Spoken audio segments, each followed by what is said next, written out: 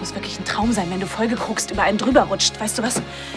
Du kotzt mich an. Mein Gott, es kotzt mich selbst an. Ich hab's getan, weil ich dir wehtun wollte, okay? Weil ich das Gefühl nicht ausgehalten habe, dass du mich nicht willst. Was sollen wir denn für einen Blödsinn machen? Ich höre, hat die Suche nach nichts ergeben. Ludwig kommt nicht zurück, ich weiß es. Du hast recht. Dein Sohn ist einfach ein erbärmlicher Versager. Ich werde mein Leben ändern. Ich habe doch gleich gesagt, dass ich Timo alles beichten muss. Nein! Ich habe einfach Angst, ihn zu verlieren. Das Boot ist gesunken. Das Boot ist gesunken, aber Ludwig und Hagen, sie leben. Das weiß ich einfach.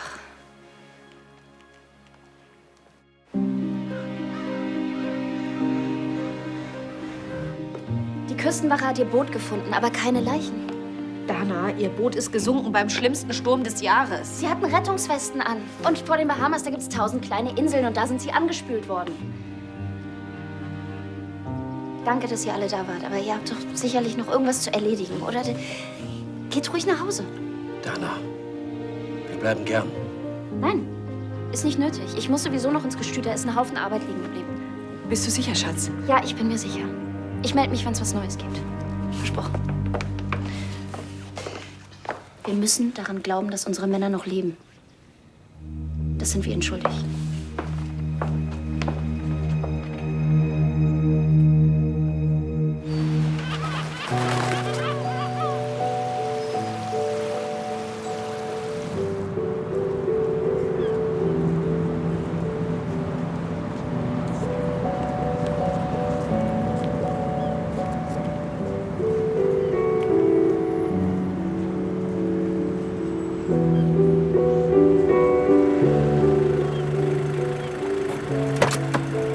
Ich habe das Knöllchen zufällig bezahlt, was Michael letzte Woche gekriegt hat. Jetzt glaub mir doch mal, ich stehe hier immer, das ist okay. Hast du noch die Bestellung für die Jungs im Kopf? 3 Cappuccino, 4 Milchkaffee und 2 Macchiatos. Ja, sieht gut aus. Ich habe die Tüte übrigens gestern noch weggeschmissen. Welche Tüte? Na, die Tüte mit den Sachen von Tristan. Hattest du die nicht schon vorgestern weggeschmissen? Nein, da hast du sie weggeschmissen. Jetzt hast du sie wieder rausgeholt. Ich war halt noch nicht so weit. Ist sie denn jetzt wieder da drin? Ja. Ich habe meine Entscheidung getroffen und Tristan ist Geschichte. Gut, aber Bella, nur für den Fall, dass du dir das nochmal anders überlegst und die Tüte Nein, da das wieder wird raus. nicht passieren. Nur wenn. Was denn? Dann behalt's bitte für dich, okay? Weil dieses ganze Tristan-Thema, das steht mir echt bis hier. Jedes Mal, wenn ich denke, es ist vorbei, kommst du wieder damit um die Ecke. Komm.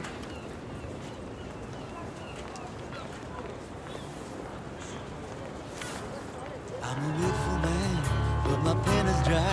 There's a book to write before you die. Oh, Das Boot ist am Meeresgrund geortet worden. Allen ist klar, dass Hagen und Ludwig tot sein müssen. Naja, nur Dana will das nicht glauben. Und du kannst deine Schwester nicht dazu zwingen, die Wahrheit zu sehen, wenn sie sich weigert. Nein, ich... Dann schieb das jetzt bitte beiseite und konzentrier dich auf das, was wichtig ist. Dich auf dein Abi vorbereiten, ja? Ja, du hast ja recht. Danke. Gern geschehen. Und jetzt ran an die Bücher. Juhu, ich freue mich. Ciao.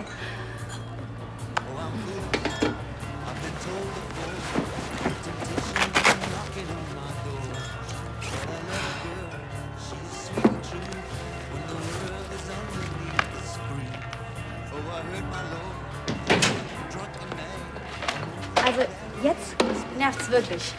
Bildet dieser Kerl sich ein? Wer? Na, wer wohl? Nee, oder? Jetzt hat dieser schwedische Gustav euer Knutschfoto doch wieder ins Netz gestellt.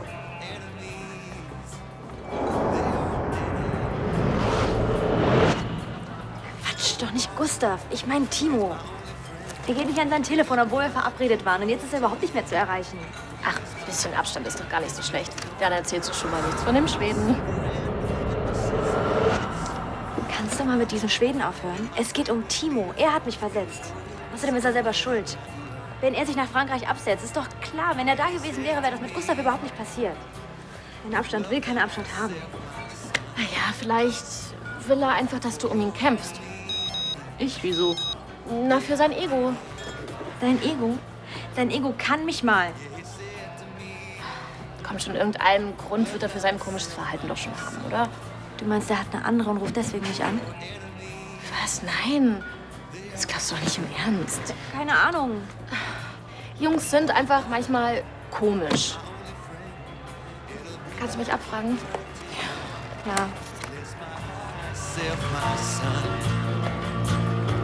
for your enemy.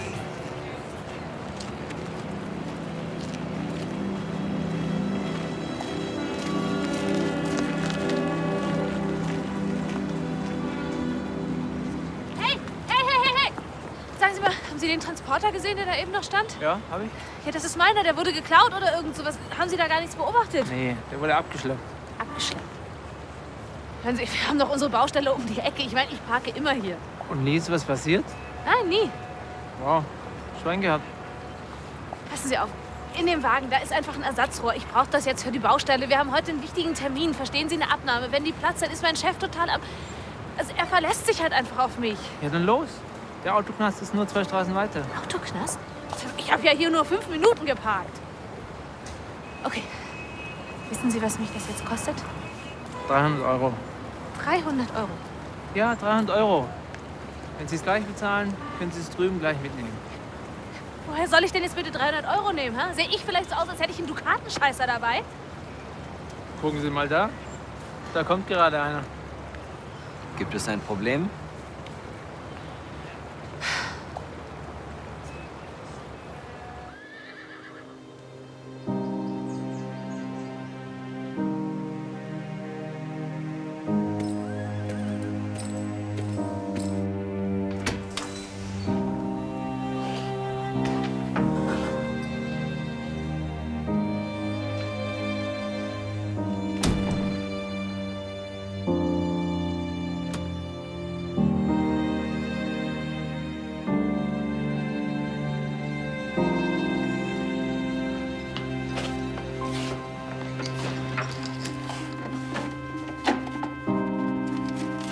Dana.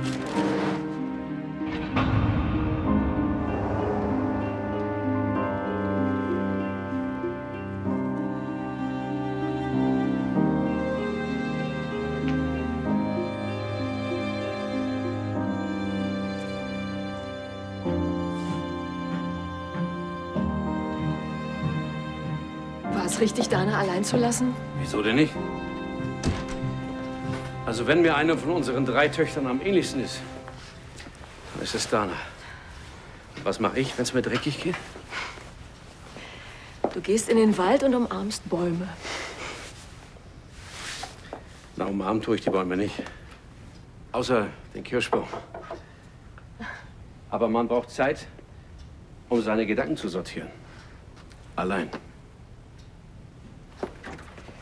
Aber das ist es gerade, was mir Sorgen macht. Ordnet Dana wirklich ihre Gedanken oder verrennt sie sich weiter? Wieso verrennt sie sich? Wie meinst du das? Es ist schrecklich mit Hagen und Ludwig. Aber es ist faktisch unmöglich, dass sie überlebt haben. Ich weiß. Und Dana weiß das auch. Aber wissen und akzeptieren, das sind 2 Paar Dinge. Gib einfach Zeit.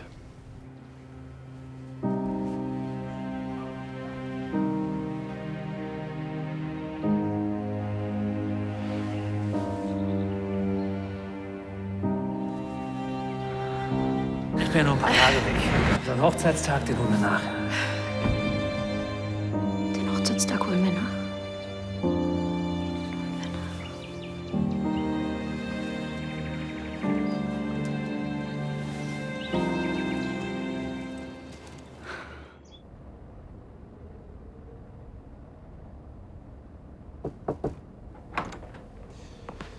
Entschuldigung, aber ich möchte jetzt eigentlich gerne allein sein. Ich weiß. Aber es muss sein. Ich habe die ganze Zeit gehofft.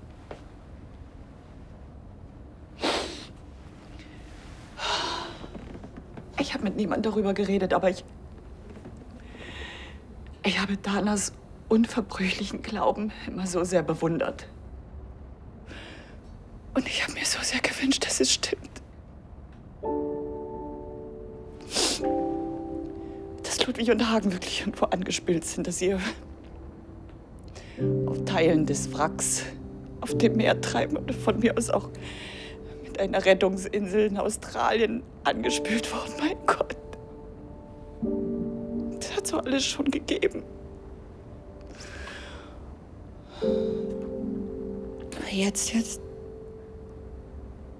ich das Gefühl, ich hätte meinen Mann endgültig verloren. Hören Sie, ich respektiere Ihre Trauer und es tut mir leid, dass ich das jetzt sagen muss, aber wir werden die Presse informieren müssen. Die Nachricht vom Sinken des Bootes wird die Runde machen, ob wir das wollen oder nicht. Wenn wir nicht sofort mit einer Mitteilung an die Öffentlichkeit gehen, werden die Investoren unruhig. Und das kann zum gegenwärtigen Zeitpunkt für die Firma das Ausbedeuten. Aber das können Sie nicht von mir erwarten. Ich kann noch nicht mal darüber nachdenken. Elisabeth, Ludwig und Hagen werden nicht zurückkommen. Es gibt keine Hoffnung mehr. Das wissen Sie so gut wie ich. Das schaffe ich nicht, das schaffe ich in der Sie Öffentlichkeit. schaffen das. Nein. Wir schaffen das. Ich stehe hinter Ihnen.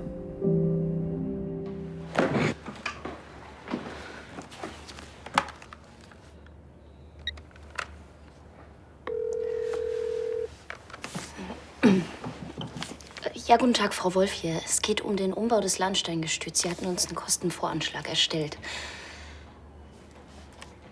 Ja, genau. Das mit der Finanzierung ist soweit geklärt. Nein, ich werde vorläufig Ihr Ansprechpartner sein. Mein Mann ist verreist. Aber er kommt wieder. Er ist bald wieder da.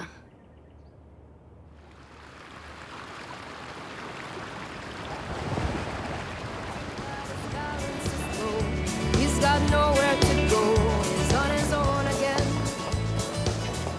Wo begann die Französische Revolution? Frankreich. Genauer? Paris. Noch genauer?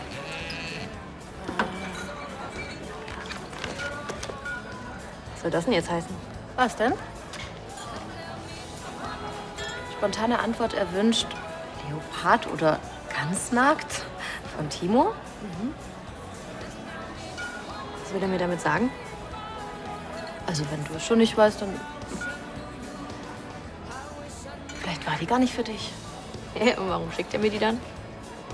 Aus Versehen? Nein, es gibt kein Problem. Ich regel das schon. Sicher? Ja, sicher. Also wir können hier doch sicherlich eine Ausnahme machen, oder? Und ich überweise Ihnen einfach das Geld. Ja, aber dann kriegen Sie den Wagen eben erst in ein paar Tagen wieder. Was? In ein paar Tagen? Ich muss jetzt auf die Baustelle. Haben Sie das nicht verstanden? Was kostet der Spaß denn? 300 €.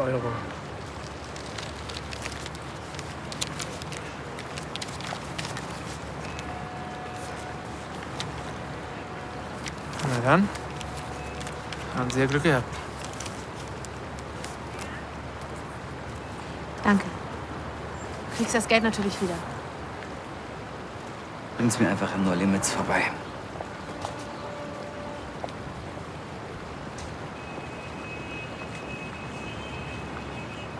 Die war vielleicht für eine andere.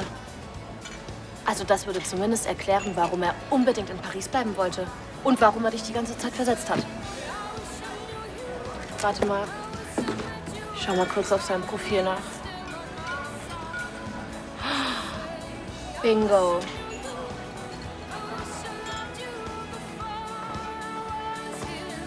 Was mache ich denn jetzt?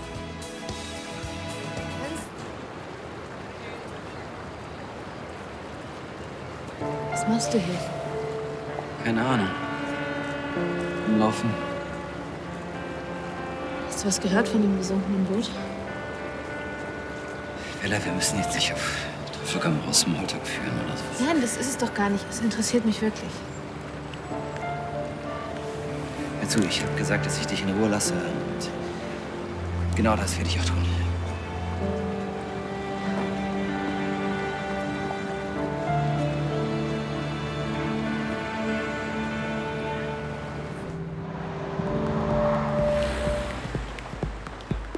Ich will jetzt sofort wissen, wie sie heißt. Jetzt komm doch mal runter, Leonie. Raus mit der Sprache. Timo, erzähl dir doch sonst auch immer alles.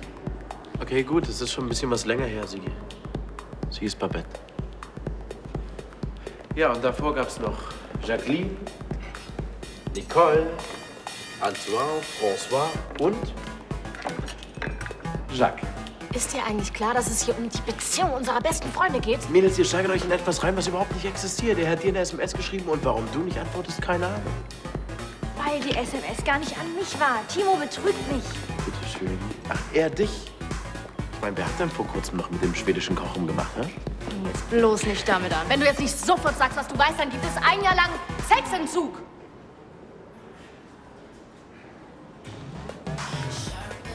Ganz ehrlich, selbst wenn ich was wissen würde, ich würde es euch nicht erzählen. Und wieso? Das kann ich euch auch nicht erzählen. Nur so viel, ihr seid ein bisschen auf der falschen Fährte. Ja, klar. Aus dem kriegen wir nichts raus. Der hält zu seinem falschen Freund. Gut, du hast es so gewollt. Ein Jahr lang keinen...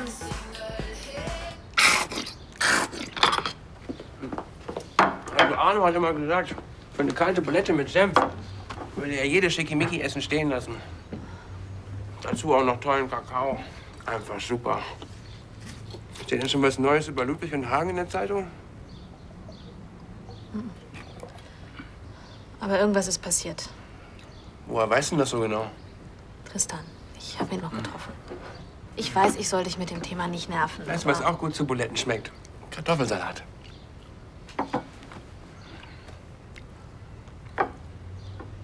Was willst du denn jetzt machen? Wirst du diese Tristan-Tüte aus dem Müll rausholen? Nein, es ist nur... Er sah wirklich nicht gut aus. Also ich fand noch nie, dass er besonders hübsch ist. Es ging ihm wirklich mies. Du, das ist normal bei so Drogis. Er war überhaupt nicht zugedröhnt. Er war einfach nur traurig, weißt du es? Es hat sich was verändert. Ich habe das gespürt. Dass du nicht immer alles spürst. Aber was ist denn, wenn es wirklich Neuigkeiten gibt von seinem Bruder und Vater? Ja, Ludwig. Ach, ich habe mich sowieso mal gefragt, wie so ein cooler Typ wie er so einen Freak zustande bekommt. Ich meine, seine Schwester war auch immer normal.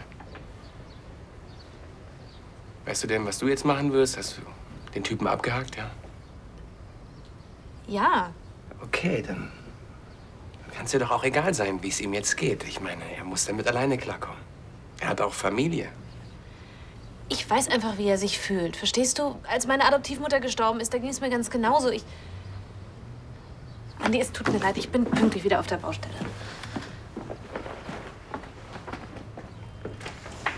Bella.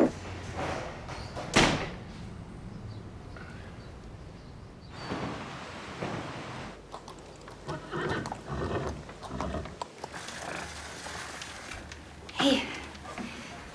Der Kleine hatte Sehnsucht nach dir. Oh, mein Kleiner. Wie geht es dir? Wie geht's dir? Ach, ich kümmere mich gerade um den ganzen liegen gebliebenen Papierkram hier. Kannst du dich vielleicht gleich mal eine Stunde um ihn kümmern? Na klar, gerne. Super, ich habe auch alles dabei. Windeln, Tücher, Fläschchen, denn er müsste in einer halben Stunde wieder Hunger haben. Prima. Und wo ist die Videokamera? Du willst weiter für Hagen filmen? Natürlich. Ja, die ist in der Tasche. Und? Was stellst du so in deiner Freizeit an? Also, um ehrlich zu sein, wollte ich die Chance mal nutzen, um wieder ein Pressefoto zu machen. Versteh das bitte nicht falsch, aber als Model ist das wichtig. Was soll ich denn daran falsch verstehen? Na, dass ich zu der Pressekonferenz gehe. Was denn für eine Pressekonferenz? Du weißt es noch gar nicht? Die Lahnsteins wollen eine Pressekonferenz geben, wo sie den Tod von Ludwig und Hagen verkünden. Was?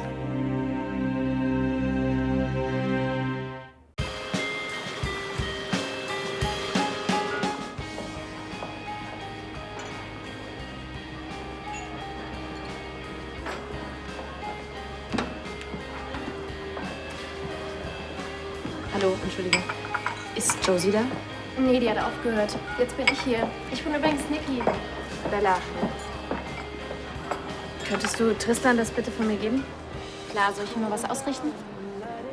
Einfach nur danke. Mach ich. Sag mal, hast du zufällig was von seiner Familie gehört? Nee, warum?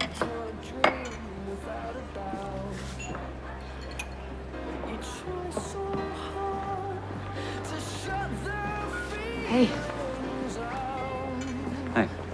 Ich habe Niki gerade das Geld zurückgegeben. Danke nochmal. Du willst mir nicht schuldig sein, was? Nein, eigentlich wollte ich nur wissen, ob du schon was gehört hast von deinem Bruder oder Vater. Hm?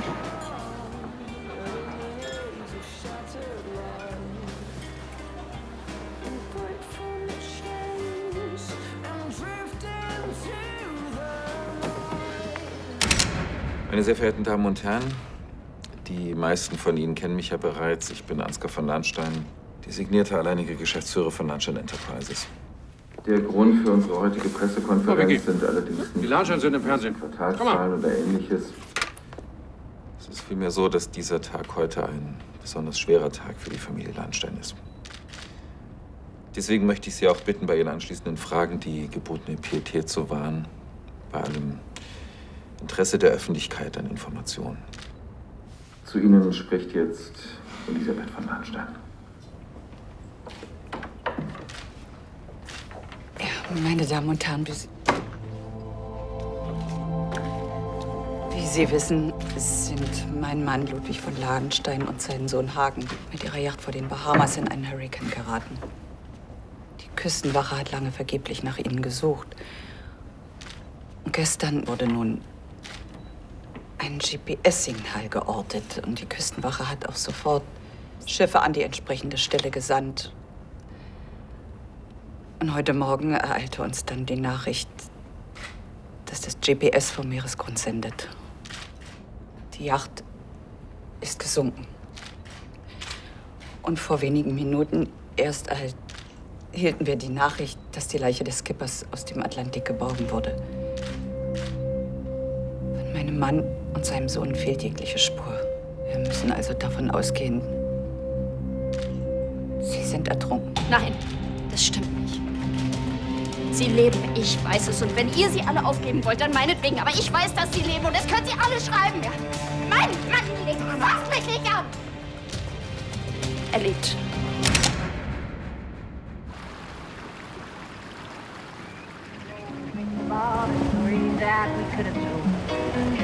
Mann, Kim, ihr habt das in den völlig falschen Hals bekommen. Da ist nichts, das ist harmlos. Warum rückst du da nicht raus mit der Sprache? Weil ich Timo versprochen habe, nichts zu sagen. Weil er eine andere hat.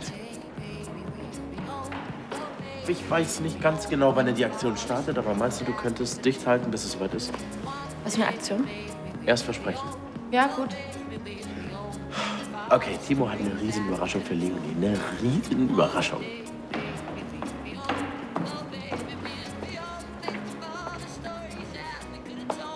Ist jetzt klar, warum ich nichts sagen konnte?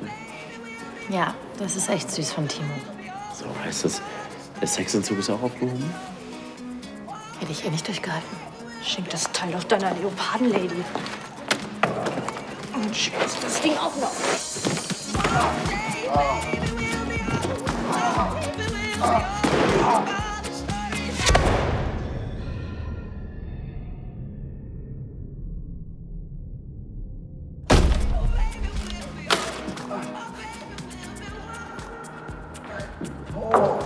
Timo? Aua, das tut weh.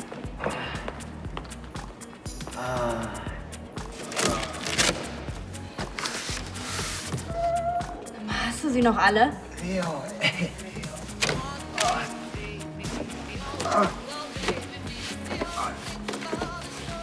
Hey, mein Bruder. Leo. Leo.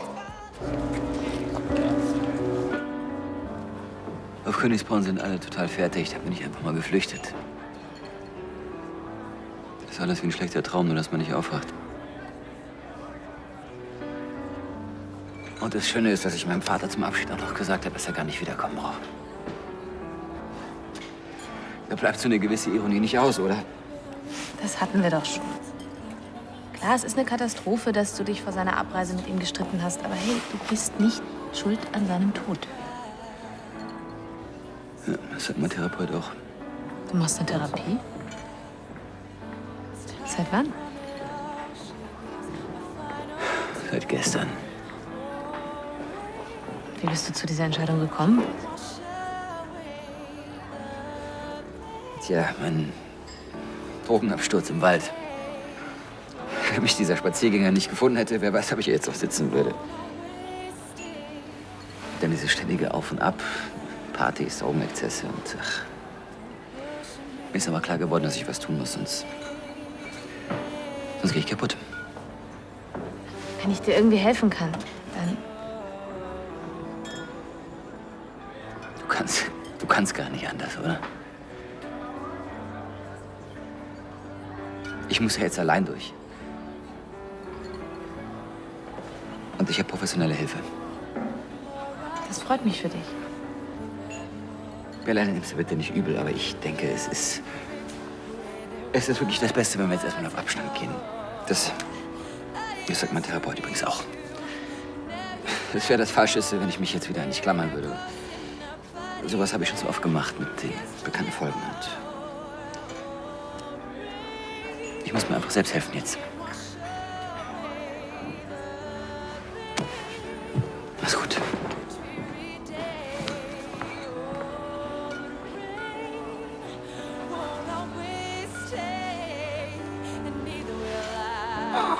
Alter Schwede, Leo, das war ein ganz schöner Flug. Meinst du, man kann sich den Po brechen oder so? Na, hoffentlich. Was ist das denn bitte für eine bekloppte Idee? Oh, was? Aber ich wollte doch nur... Bist du total bescheuert? Ich bin bescheuert, du bist bescheuert, Leo. Du hättest mich gerade fast umgebracht. Und ich würde jetzt gerne mal wissen, wieso. Das fragst du nicht im Ernst, oder? Naja, klar frage ich das im Ernst. Leo, eigentlich habe ich gehofft, dass du dich irgendwie auf mich stürzt oder so, aber nicht, dass du mich die Treppe runterschmeißt. Was willst du überhaupt hier? Also, ich bin halbnackt, hab ein Leopardenhöschen an und saß gerade die ganze Zeit im Karton draußen vor der Tür, hab auf dich gewartet. Was meinst du, warum ich hier bin? Weil deine kleine Leopardenschlampe in Paris keine Zeit für dich hatte. Da dachtest du, die Leonie ist ja auch noch da. Meine kleine Leopardenschlampe in Paris? Aber du bist doch meine Leo. Von wem erzählst du denn da? Tu doch nicht so. Die Troller, mit der du mich betrügst. Also, Leo, bitte, ich würde dich doch niemals betrügen. Das weißt du doch, ich liebe dich. Woher denn? In den letzten Wochen hast du mich in einer Tour versetzt. Ich muss mir erstmal über ein paar Dinge klar werden. Und was für Dinge? Naja, dass Paris eine ganz schön blöde Idee war und ich viel lieber hier mit dir in Düsseldorf wäre. Was meinst du, Leo, du und ich?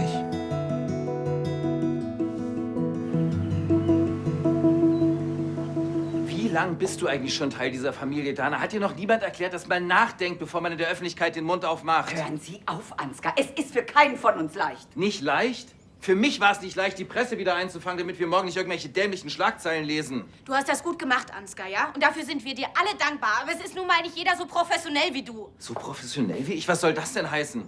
Dass mir der Tod von Hagen und Ludwig nicht nahe geht, oder was? Sie sind nicht tot.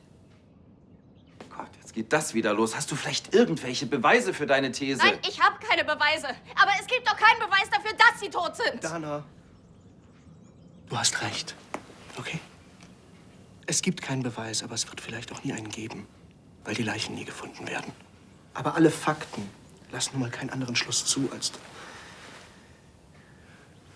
Herrgott, glaubst du nicht, wir wünschten auch, es wäre anders. Wir müssen jetzt den Tatsachen ins Auge sehen.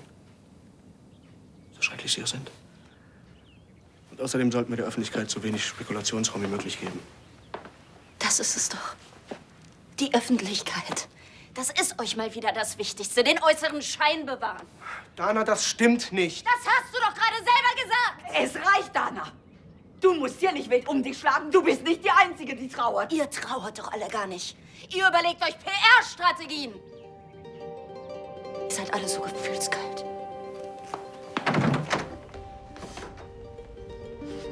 Die alle Hagen so schnell anheben. Dana, bitte warte. Es tut mir so leid, dass ich laut geworden bin. Ich bin laut geworden, aber ich kann einfach nicht verstehen, warum keiner mehr daran glauben will, dass Hagen und Ludwig noch leben. Wir wollen alle daran glauben. Aber Sebastian hat recht. Also nicht, was die Öffentlichkeit angeht, das ist völlig zweitrangig. Aber was die Solange es keinen Beweis für Hagens Tod gibt, glaube ich daran, dass er noch lebt. Ich weiß genau, was du jetzt durchmachst. Du liebst Hagen über alles und die Vorstellung, dass er tot ist, die ist für dich unerträglich. Mir geht das doch mit Ludwig genauso. Der Gedanke, dass er nicht mehr wiederkommt, der bringt mich fast um. Ich weiß gar nicht, wie ich ohne ihn weiterleben soll. Dana, wir müssen diesen Schmerz zulassen. Das hilft nicht, wenn wir uns weigern zu trauern.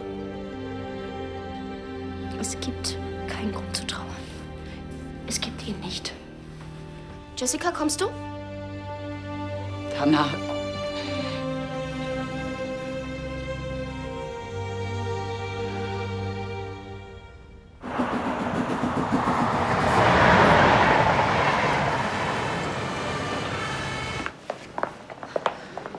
Hallo, wir brauchen einen Arzt.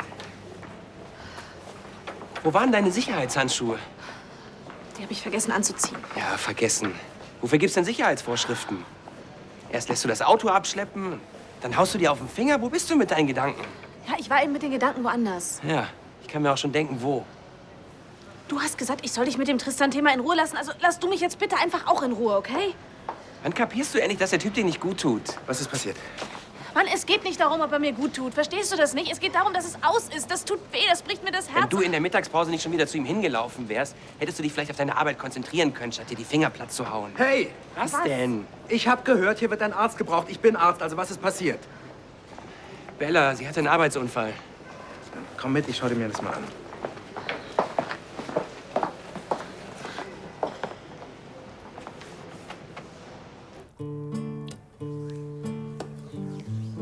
Das brennt. Warum hast du denn nicht direkt gesagt, dass du hier bleiben willst? Na, du hast mich ja nicht zu Wort kommen lassen. Und das Mädchen mit dem Halstuch? Das Mädchen mit dem Halstuch? Das ist eine Freundin von einem Kumpel. Tut mir leid. Kannst du es ja wieder gut machen. Tu t'angoisses, tu paniques, t'es en crise, tu te prends en plein cœur. Sans pouvoir Und deine blauen Flecken. Da beiß ich einfach ganz tapfer die Zähne zusammen. Solitaire dans ton monde, tu chantes aux étoiles et câlines la terre. Tu sens notre mère qui gronde, à bout de force,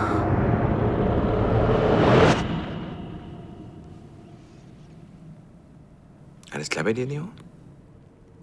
Da ist noch Eis im Gefrierfach. Das ist gut für deine Prellung, dann kann die abschwellen. Eis, aber Leo, du kannst mich doch jetzt nicht liegen lassen. Komm zurück, Leo. Wer will denn jetzt, dass irgendwas abschwillt?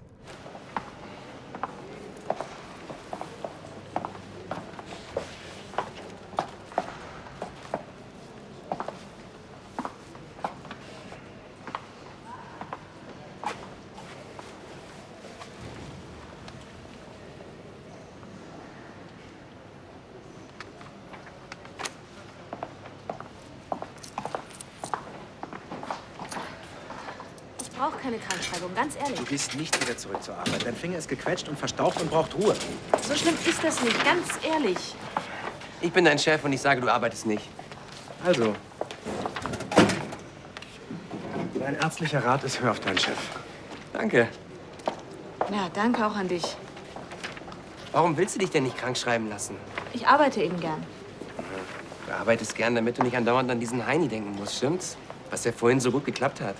Ja, ist doch aber auch egal, das ist doch meine Sache. Ich will dich jedenfalls so nicht auf der Baustelle sehen. Und damit meine ich nicht deinen Finger. Werd erst mal wieder klar in deinem Kopf.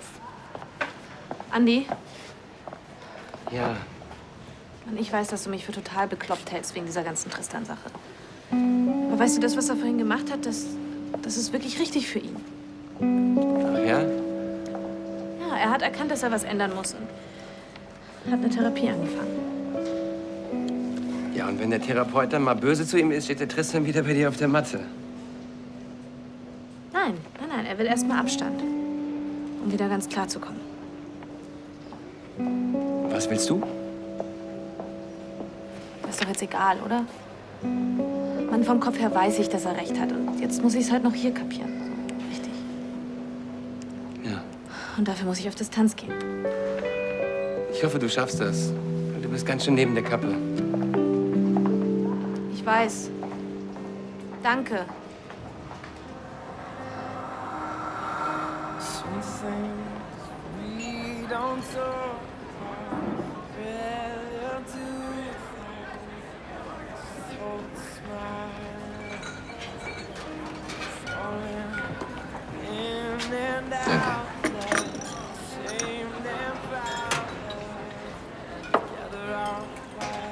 Ach so, Chef. Ja? Ich habe hier noch einen Umschlag. Von dieser Bella.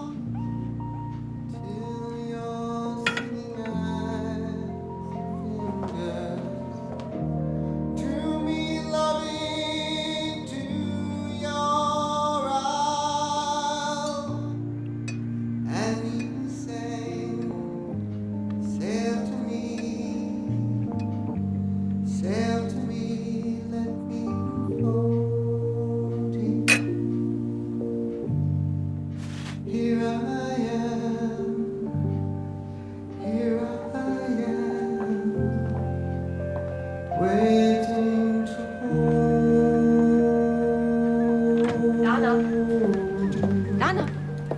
Hey. Wir haben die Pressekonferenz gesehen. Und jetzt haben wir dir ein bisschen Tee mitgebracht und ein paar selbstgemachte Stullen, falls hier jemand Hunger hat. Ja, immer her damit. Echt? Entschuldigung, ich habe heute noch gar nichts gegessen. Na ja, dann immer los. Das ist sehr schrecklich. Naja. Mach dir keinen Kopf. Morgen fällt vielleicht ein Lahnstein besoffen ins Buffet. Dann ist alles vergessen und die Presse hat einen neuen Aufhänger. Hm? Diese Familie, ich werde nie verstehen, wie die ticken. Ich will's auch gar nicht.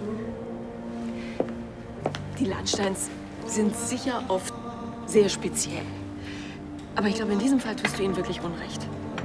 Hagen liegt ihnen mindestens genauso viel am Herzen wie dir. Und warum geben dann alle so schnell die Hoffnung auf? Und warum tun alle so, als würde ich spinnen? Spinne ich? Natürlich nicht. Wenn Ludwig und Hagen noch leben, dann leben sie noch. Und wenn sie nicht mehr leben, dann leben sie halt nicht mehr. Da kann doch keiner bestimmen, was richtig ist. Was ich meine ist, die Lahnsteins, die können doch nicht einfach bestimmen, was die Wahrheit ist, weil niemand weiß, was die Wahrheit ist. Und jeder kann doch denken, was er will. Du glaubst, dass Hagen noch lebt. Und ich glaube das auch. Und das können wir machen, solange wir wollen. Punkt. Ja.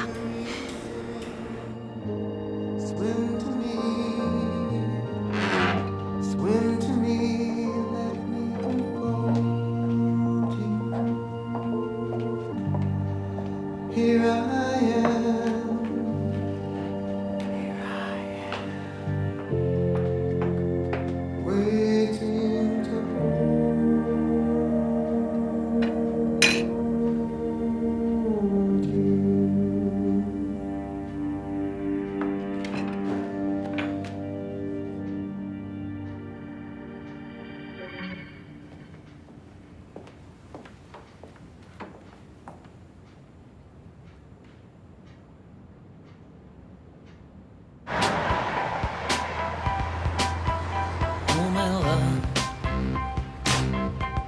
what are we doing here? Das tut gut. Hab ich doch gesagt, dass das hilft. Hast du Hunger? Ich könnte uns schnell was kochen. Also wenn ich ehrlich bin, würde ich am liebsten dich jetzt mal naschen.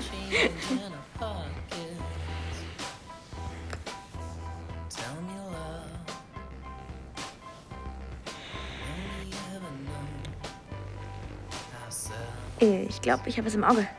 Linda? Mhm. So, Moment mal. Hände weg, junge Patientin. Zeig mal her. Mal zur anderen Seite. Nee. Ja? Nee, ist sauber. Bist du sicher? Ich glaube, ich gucke noch mal selber nach. Kühlen.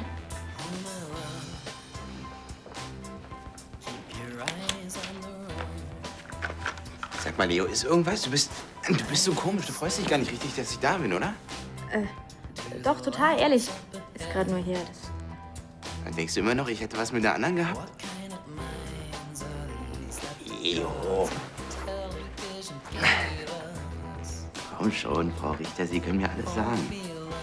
Was ist denn los? Hast du mit einem anderen geschlafen, oder was? Nein. Aber geknutscht. Here we are. True romance. Nein, Olli, ich glaube nicht, dass er wieder Drogen nimmt. Er macht jetzt eine Therapie und ich meine, er hat immerhin erkannt, dass ich nicht die Lösung für sein Problem bin. Ja, das kannst du jetzt drehen und wenden, wie du willst. Ich weiß schon, aus Tristan und mir wird halt nichts. Das ist nun mal so. Du, warte mal, es hat geklingelt. Was?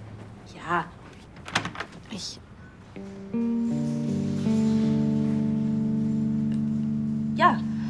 Ja, klar, mir geht's gut. Okay, grüß Christian, ja? Ciao. Ich weiß, ich habe gesagt, dass wir erstmal mehr Abstand brauchen. Und mein Therapeut hat es auch gesagt, aber Aber? das ist Schwachsinn. Warum? Weil ich gemerkt habe, dass mit dir einfach alles Sinn macht. Alles. Ich habe gemerkt, dass ich bei dir sein will. Tristan, das hatten wir jetzt alles schon. Ich weiß, was du jetzt sagen willst. Aber ich bin nicht hier, weil ich dich brauche oder weil ich denke, dass du mich auffangen sollst oder retten oder was auch immer.